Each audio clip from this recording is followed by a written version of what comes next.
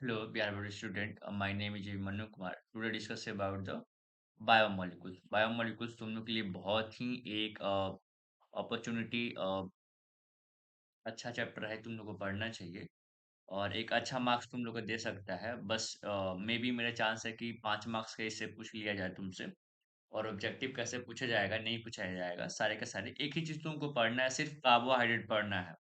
5 minute देखोगे, तुमसे 5 से 7 नंबर लेकर के जाओगे और फिर फ्यूचर में भी ग्रोथ होगा, तुम्हारे करियर में भी ग्रोथ होगा। तो इस वीडियो को तुम 5 मिनट बस देखो, वेट करो, रिक्वेस्ट है, वेट करो, तुम देखो 5 ही मिनट देखो, जिससे ज्यादा टाइम नहीं लगेगा इसमें। और तुम मिनिमम तुम 5 से 7 नंबर लेकर के आओगे। इसको पहले से देखना है तुमको। बायोमोलिकुल्स, ये हम मैंने नहीं लिखा है, चैप्टर का नाम नहीं लिखा है, बट अनोन है कि हम लोग बायोमोलिकुल्स मैं तुमको पढ़ा रहा हूँ। तो बायोमोलिकुल्स हम लोग पढ़ रहे हैं और बायोमोलिकुल्स में देखोगे ध्यान से तो एक चीज और भी देखो ध्यान से कि मैं ये चीज कर दे रहा हूँ बायोमोलिकुल्स यहाँ पे। तो बायोमोलिकुल्स में सबसे पहले तुमको कार्बोहाइड्रेट पढ़नी है। कार्बोहाइड्रेट क्या होता है, तो यहाँ मैंने लिख दिया है, डिफाइन कर दिया है कि कार्बोहाइड्रेट की कार्बोहाइड्रेट वो कार्बनिक यौगिक है जो बहुहाइड्रोनिक एल्डिहाइड या बहुहाइड्रोनिक कीटोन होते हैं या हाइड्रोक्सी अपघटन पर होने वाली यौगिक होते हैं, उसे हम लोग क्या बोलते हैं, कार्बोहाइड्रेट बोलते हैं। उसे उसे हम लोग क्या बोलते हैं, कहते हैं कार्बो, लिख लो, कार्बोहाइड्रेट कहते हैं। अब कार्बोहाइड्रेट का जो फॉर्मूला होगा, आणविक सूत्र होगा, ये तुमको ध्यान रखना है। इस फॉर्मूला पे कोई भी बैठ जाएगा, वो कार्बोहाइड्रेट में आएगा। एग्जाम्पल तो याद रखना है, ग्लूकोज, फ्रुक्टोज, सुक्रोज, सुक्रोज, ये सब याद रखो। अब जो ऑब्जेक्टिव पूछेगा, ऑब्जेक्टिव पूछने का चांसेस है कि तुमसे ग्लूकोज का फॉर्मूला पूछ ले, सुक्रोज का फॉर्मूला पूछ ले, इसे ध्यान रखना है। नेक्स्ट जो तुमसे पूछ सकता है एग्जाम में, ये these are the very very important. ये इसलिए इंपॉर्टेंट है कि देखोगे ध्यान से तो ये वाला जो है, ये इस फॉर्मूला पे फिट नहीं खा रहा है, ये वाला जिसको रेमिनोज बोल रहे हैं, है ना, इक्वल पार्ट में होना चाहिए। जैसे यहाँ पे देखो तो कैसे इक्वल पार्ट में है, यहाँ पे देखो तो इसको है ना इक्वल पार्ट में, जब इसको निकाल देंगे, इसको ऐसे बना सकते हैं ना, देखो इसको C6, देखो तो H2O और क्या हो जाएगा 6। तो ये फॉर्मूला में ग्लूकोज बैठ गया कि नहीं बैठेगा, लेकिन ये देखो नहीं है यहाँ पे, यहाँ 6 होना चाहिए था। फिर भी ये क्या होता है, ये कार्बोहाइड्रेट का एग्जाम्पल है। क्या है, कार्बोहाइड्रेट का, तुम हिंदी में लिखना है, हिंदी मीडियम हो तो कार्बोहाइड्रेट का ही एग्जाम्पल है। बट ये देखो, इसको एसिटिक एसिड बोलते हैं। क्या फॉर्मूला होता है, CH3C डबल बॉन्ड OH, ये फॉर्मूला पे बैठ जाएगा, यानी C2H क्या हो जाएगा, यहाँ देखो ध्यान से 4 हो जाएगा, और यहाँ से देखो ध्यान से O2 भी हो जाएगा यहाँ पे। तो ये तो फॉर्मूला में फिट कर जा रहा है C2, और देखो H2O का O2 होगा यहाँ पे, लेकिन ये कार्बोहाइड्रेट नहीं होगा। ध्यान रखना कि फॉर्मूला पे बैठने के बावजूद भी एसिटिक एसिड कार्बोहाइड्रेट नहीं है, लेकिन एमिनोज कार्बोहाइड्रेट है फॉर्मूला में बैठने के बाद। अब कार्बोहाइड्रेट का प्रकार आता है, तो मैंने प्रकार नहीं लिखा है, तुम यहाँ लिख सकते हो कि प्रकार क्या है कार्बोहाइड्रेट का प्रकार। पहले तो पहला है मोनोसैकेराइड। मोनोसैकेराइड मतलब इसका जो परिभाषित लिखोगे तुम, तो इस मान लो कोई भी चीनी है, शुगर है, और कोई भी सैकराइड, सैकराइड का जो वर्ड होता है ना, सैकराइड यहाँ जो दिखाई दे रहा है, एक एक स्वीट जो खाने में मीठा लगता है, उसको हम लोग सैकराइड बोलते हैं। जैसे कि मान लो कोई भी चीज जो पानी में डालें, ठीक है, अब पानी में डालने के बाद वो कोई दूसरा चीज में टूट नहीं रहा है, तो उसको हम लोग बोलते हैं मोनोसैकेराइड। तो वैसे सैकराइड जो जल अपघटनीय में छोटा और छोटे कार्बोहाइड्रेट अणु में विभाजित न होती है, उसे हम लोग बोलते हैं कार्बोहाइड्रेट, उसे मोनोसैकेराइड बोलते हैं इंग्लिश में। अब ग्लूकोज, फ्रुक्टोज, राइबोस, ये तुमको ध्यान रखना है, ये एग्जाम्पल है मोनोसैकेराइड का। एग्जाम्पल ध्यान रखना है, पूछ लेगा कि इसमें कौन सा मोनोसैकेराइड का उदाहरण है बताइए, तो ग्लूकोज लिख देगा, कुछ मल्टोज लिख देगा, रेमोनोज लिख देगा, तो ये लिख देगा सारे के सारे, और तुमसे पूछ लेगा।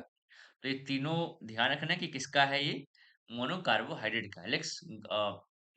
यहाँ पे लिखा है कि ग्लाइकोसिडिक सैकराइड। ग्लाइकोसिडिक मतलब क्या होता है कि जब उसको पानी में डालेगा ना, तो 2 गो मोनोसैकेराइड दे देगा, तो उसको हम लोग बोलते हैं, मतलब जलगापटनीय से रिएक्शन कर जाते हैं, यहाँ लिख दिया है यहाँ पे। देखो ध्यान से, अगर देखोगे ध्यान से तो यहाँ लिखा हुआ है कि ऑलिगोसैकेराइड वो कार्बोहाइड्रेट होता है जो जल अपघटनीय में 2 या 2 से अधिक मोनोसैकेराइड देता है, प्रदान करता है, उसे हम लोग क्या बोलते हैं? ओलिगोसैकेराइड बोलते हैं। तो ओलिगोसैकेराइड का जो होगा उसमें ध्यान रखना सुक्रोज, माल्टोज, रेजिनोज होगा, ये उदाहरण ये सारे के सारे एग्जाम्पल तुम ध्यान रखना, ये पूछेगा। उसी में आता है डाइसैकेराइड, जैसे मान लो कि और तुमको परिभाषा बताना है तो तुम ऐड कर दो डाइसैकेराइड। तो डाइसैकेराइड किसको बोलते हैं? जब पानी में डालेंगे, डालने के बाद 2 मोनोसैकेराइड देगा, तो उसको हम लोग क्या बोलेंगे? डाइसैकेराइड। एक भी मोनोसैकेराइड नहीं देगा, तो उसको हम लोग क्या बोलते हैं? पहले हम क्या बोलते हैं? याद करो। सिंपल मोनोसैकेराइड 2 से 10 के बीच में देगा, ध्यान रखना है पानी से रिएक्शन करवाने के बाद, तो उसको हम लोग क्या बोलते हैं? ओलिगोसैकेराइड। उससे ओलिगोसैकेराइड में डाइसैकेराइड, जो 2 पानी में डालने के बाद 2 मोनोसैकेराइड देगा, उसको हम लोग बोलेंगे। जैसे यहाँ लिख दिया सुक्रोज, माल्टोज, लैक्टोज, ये ध्यान रखना है। ओलिगोसैकेराइड का भी एग्जाम्पल होगा ये वाला जो है, और अम, डाइसैकेराइड का भी हो जाएगा। नेक्स्ट, बस और कुछ देर रुक जाओ। पॉलीसैकेराइड, पॉलीसैकेराइड मतलब क्या होता है? तो पॉलीसैकेराइड मतलब हम उसको बोल रहे हैं जो यहाँ दिखाई दे रहा होगा, जो पानी में डालने के बाद बहुत सारा मोनोसैकेराइड दे ले, तो यहाँ लिखा दिया गया है कि पॉलीसैकेराइड वो कार्बोहाइड्रेट होते हैं जो जल अपघटनीय पर बहुत अधिक संख्या में मोनोसैकेराइड प्रदान करते हैं, तो उसे हम लोग बोलते हैं। इसका विशेषता है क्या कि स्वाद में मीठा नहीं होता है। अच्छा, सारे के सारे जो कार्बोहाइड्रेट वो मीठा होता है, लेकिन जो पॉलीसैकेराइड वो मीठा नहीं होता। नेक्स्ट, ये यहाँ लिख दिया मैंने कि देखोगे ध्यान से यहाँ लिख दिया कि जल में घुलनशील हो जाते हैं। ये ऊर्जा का भंडार या संचार कार्य में काम करते हैं। एग्जाम्पल तुम ध्यान रखना, स्टार्च, सुल्लोज, माइक्लोज, ग्लाइकोलोज, ये तीनों उदाहरण ध्यान रखना है। पूछता है एग्जाम में, पॉलीसैकेराइड का उदाहरण एग्जाम्पल पूछ लेगा तुमसे, ओलिगोसैकेराइड के एग्जाम्पल पूछ लेगा, मोनोसैकेराइड के एग्जाम्पल पूछ लेगा। तो ये ध्यान रखना पड़ेगा। Next one is the peptide, क्या बॉन्ड होता है? तो पेप्टाइड मतलब पेप्टाइड उसको बोलते हैं कि जब एमाइन यानी प्रोटीन मॉलिक्यूल होता है ना, तो एमिनो समूह जब, जिसको NH2 बोलते हैं, और साथ में जब कार्बोक्सिलिक एसिड आपस में रिएक्शन करता है ना, तो अब यहाँ से OH चला जाता है, यहाँ से H चला जाता है, तो बन जाएगा डबल बॉन्ड O और NH2 बोलो बन जाएगा। ध्यान रखो कि इसी को यहाँ पे यहाँ खींच भी सकते हो, यहाँ से एक नहीं रहेगा, यहीं हटा सकते हो इसको। तो इसी को बाबू हम लोग पेप्टाइड लिंकेज बोलते हैं। पेप्टाइड लिंकेज, यहाँ पेप्टाइड का पेप्टाइड ही हिंदी में बोलते हैं, पेप्टाइड बंधन इसको बोलते हैं। तो परिभाषा, पेप्टाइड बंधन व समूह बंधन है जो, यहाँ लिख दिया मैंने, अमीनो अम्ल के यहाँ समूहों के NH2 और दूसरे कार्बोक्सिलिक एसिड के बीच में जल का निकालने पर बनता है, उसे हम लोग कहते हैं पेप्टाइड बॉन्ड। इसका विषय दो एमिनो, यहाँ लिख दिया कि 2 एमिनो अम्ल आपस में जुड़ते हैं, पानी में ये क्या करते हैं? अणु निकल जाते, पानी में मतलब अच्छे से ये घुल जाते हैं, तो ये भी ध्यान रखने की चीजें है। These are the highly highly highly example. अगर तुमको वीडियो को पसंद आ रहा है तो प्लीज लाइक करो, सब्सक्राइब करो, तुमसे रिक्वेस्ट है। प्लीज, वीडियो बहुत मेहनत से बनाया जा रहा है। देखो रात में मैं, अगर अभी देखो मैं टूर से आया हूँ अभी, ठीक है, बहुत मजा आया, हम लोग टूर भी गए थे, और राजगीर हम लोग गए थे स्कूल की ओर से। स्कूल में भी पढ़ाता हूँ मैं, DAV में पढ़ाता हूँ, और काफ़ी सही स्कूल है, इंग्लिश मीडियम का स्कूल है। मुझे बहुत सारे एक्सपीरियंस है तुमको बताने के लिए, और उसके बाद भी हम आके आज वीडियो बना रहे हैं, इसलिए क्योंकि मुझे लगता है कि अगर बना देते हैं 5-8 मिनट के, तो जो मेरे मे बी मेरे मुझे इसलिए हम वीडियो बना देते हैं कि ठीक है, मेरा कंटिन्यू दो भी, तो अगर व्यूअर जो होंगे, मे बी तुमको मेरा चैनल दिख रहा होगा, बहुत कम सब्सक्राइबर है, लेकिन मुझे लगता है कि मेरे बजट से अगर दो भी चैनल अगर अच्छे मार्क्स अगर लेके आ रहे हैं, तो मेरे लिए वो अपॉर्चुनिटी बहुत सही है। दो तो बच्चा मेरे से हुआ मतलब, तो इसलिए मैं पढ़ा रहा हूँ, ठीक है। और इस वीडियो को लाइक करो, प्लीज सब्सक्राइब करो, तुम लोग से रिक्वेस्ट है, तुम लोग पूरा वीडियो देखो, ठीक है। बहुत मेहनत से वीडियो बनाया जा रहा है अभी देखो, और आंख लग रहा है, लेकिन फिर भी मैंने लैपटॉप पे काम किया, मैंने टाइपिंग किया, उसके बाद मैंने सारा का सारा ये वीडियो में बना रहा हूँ तुम लोग के लिए, ठीक है। DNA RNA पढ़ के ही जाना, सारे वो छोड़ देना ऊपर वाले जितना पढ़ा है, लेकिन DNA RNA तुमसे रिक्वेस्ट है, पढ़ के जाना। कुछ नहीं है, 3-4 गो लाइन है DNA में।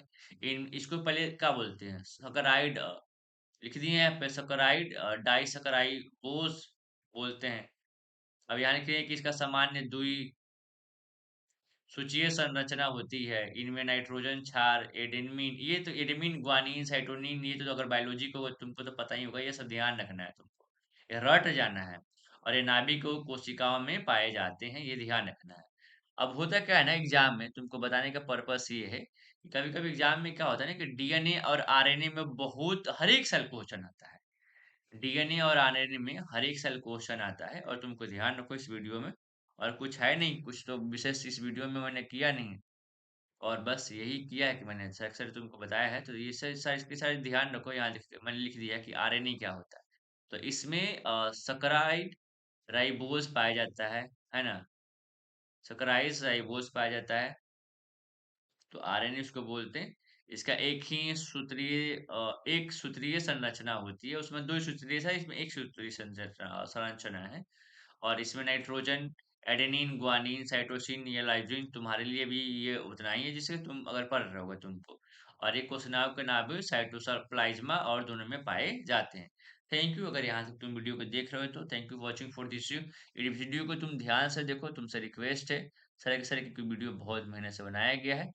ठीक है, कभी-कभी मेरा सिस्टम में ग्लिच भी हो जाता है, तो इस बात को सॉरी है, क्षमा है। और इस बात को बस यहीं तक के लिए वीडियो को समाप्त करते हैं। Thank you.